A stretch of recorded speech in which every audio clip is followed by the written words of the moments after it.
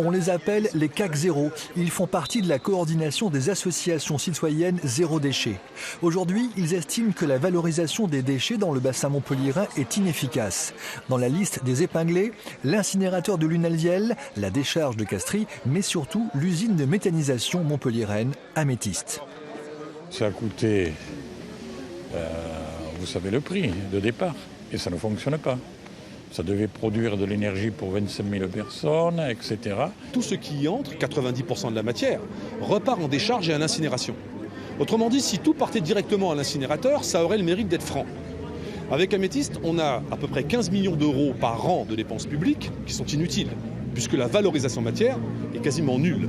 Et l'essentiel de la valorisation électrique et de chaleur est auto-consommé par la structure.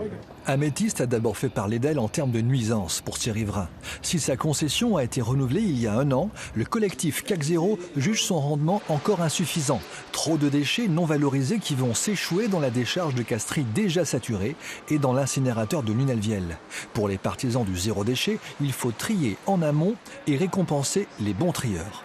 Si on ne trie pas les biodéchets, on ne peut rien valoriser. Si vous n'encouragez pas ceux qui trient, vous ruinez toute politique de valorisation des déchets.